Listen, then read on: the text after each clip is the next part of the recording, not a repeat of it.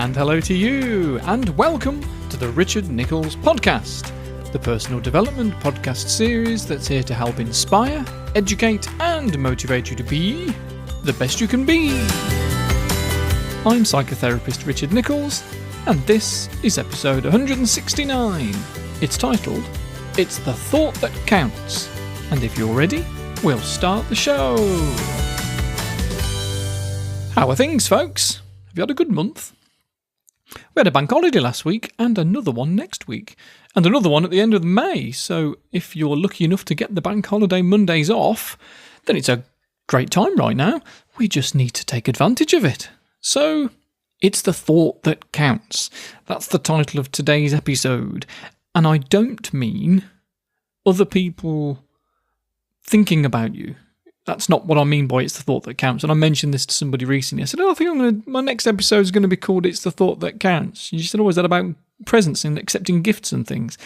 I thought, no, I just wanted to capture your attention with a title that was a familiar phrase. What I'm interested in is about how your thinking is what counts towards whether an experience is a good one, a bad one, or simply just is, and with some really quite extreme situations too, which I might give you a trigger warning about. And I've been thinking about this topic for quite a long time, actually, and I've been a bit wary about it because I don't want it to come across as if it's your own fault if we feel bad because something has happened to us. I'll never forget something the pianist James Rhodes said once in an interview. I don't know whether you're aware of James Rhodes. He's a pianist, lives in Spain. James was regularly sexually abused as a young boy, quite violently. And when he finally mentioned it to a family member, I think his aunt, when he was an adult, she said to him, "Well, you were a very good-looking little boy." As if that's relevant. As if it's not the abuser that was at fault, as if it was his own fault for being cute. And of course, she probably just didn't know what to say, and so that was the first thing that popped into her mind. But I don't want to come across in the same way and belittle someone's experiences and say, "Oh, you were traumatised? I'll just try thinking differently about it," because that's not quite how the brain works. But by understanding a little bit about how the brain works, which, to be honest, a little bit is still all we've got, really.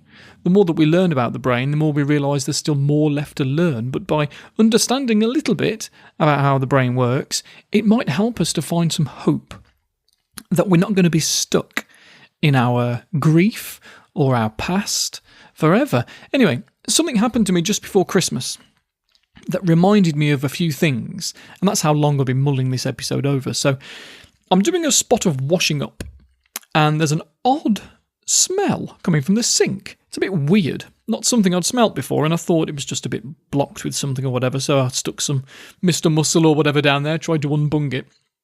But it didn't seem to go away, and my wife said that it seemed to get worse when you opened up the cupboard underneath the sink, so I pull everything out looking for a water leak in case there's some dirty puddle under there or something, and there's nothing. It's dry and clean and fresh as a daisy, so I put everything back. And because I've been cleaning, it now smells of disinfectant and so on. So the smell appears to have gone. Next day, there it is again.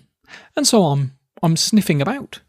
Literally sniffing around, trying to work out what it is. And my wife is sniffing about, and none of us can come up with anything. Call my son in. "Here, Billy, have a sniff at this." "No, I don't know. What's that? That's weird."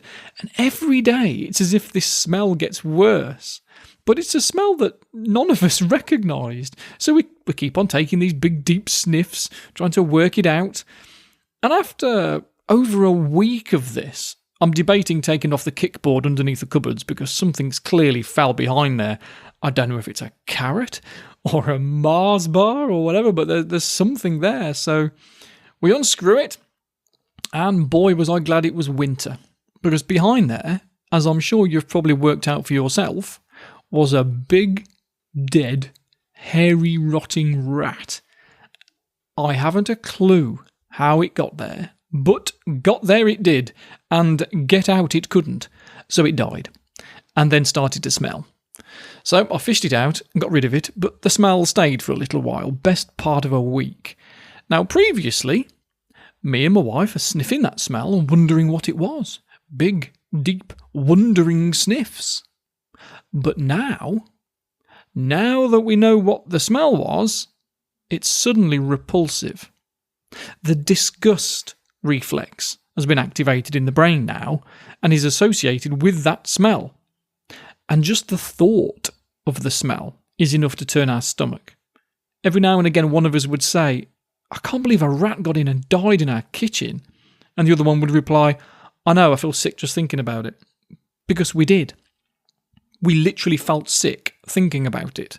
And me talking about it might have made you feel a little bit sick. Maybe.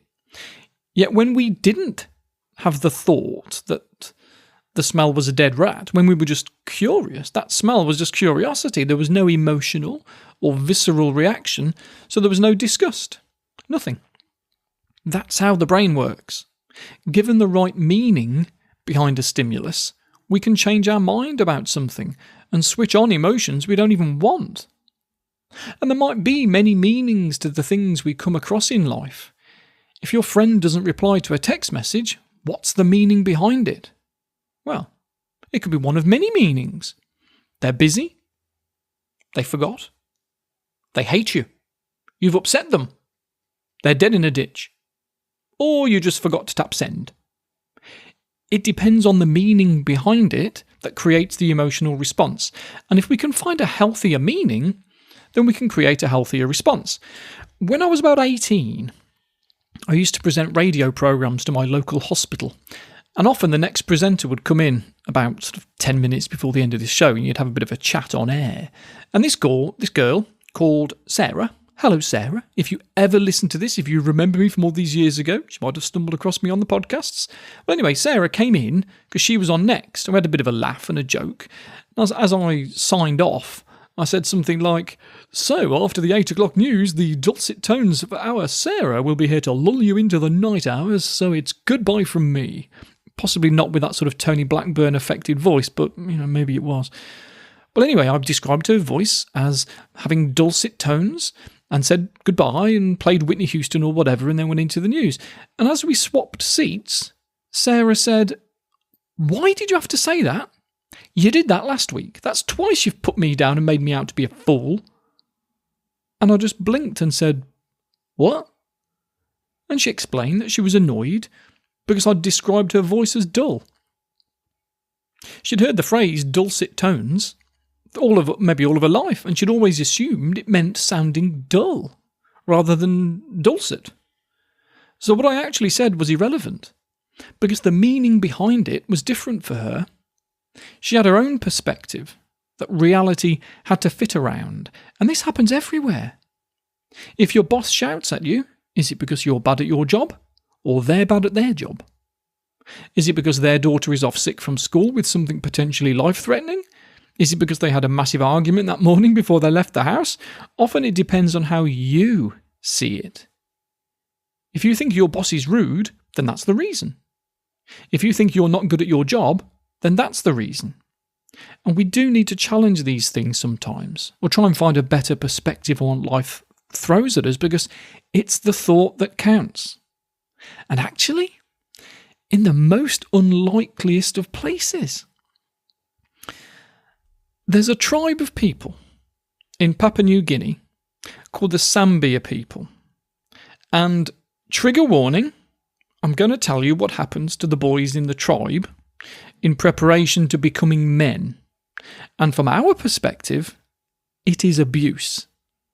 To me, it's violent and sexual child abuse. Hence the trigger warning. Come back to this episode at a later date if this topic pushes buttons. So, for generations, the Sambia people have believed that boys are born intersex. They're neither male nor female yet. That being nurtured and given milk by their mother keeps them female. And once that stops, they can then become male. But not until they've taken part in multiple week-long rituals. So for a boy to become a man, firstly he needs to bleed. So his nose is punched. Sharp sticks are forced up his nostrils to ensure that it has a severe enough nosebleed to be constantly bleeding for a while. This is all aged about 10 by the way. This is a 10-year-old boy. And then there's a week-long ritual of oral sex. The boy has to ingest as much semen as he can in the week in order to be able to then, his body, to be able to produce his own and become a man in the future. And this happens time after time for about 3 years until the boy starts puberty himself. But the men involved don't see it as abusive. It's just a rite of passage. They went through it themselves. And although they can all be upset when they were young, it doesn't leave any permanent psychological damage. And this fascinates me, because that experience is clearly dreadful. But what is it about their experience that prevents them from having awful post-traumatic stress disorder and attachment issues and fear and anxiety? Can we learn from that? Because clearly it's not necessarily what happens to us that causes personality disorders or PTSD. It's how we think about it at the time. And that's the problem. Because we can't change the past. We can't change our experiences, our memories. Or can we? Could we trick our brain into thinking something different has happened to us even though we know full well what the truth is? Well, actually, yes, we can. And that's what false memories are. And given the right circumstances, false memories can be quite easy to create in someone because we can't trust our memories.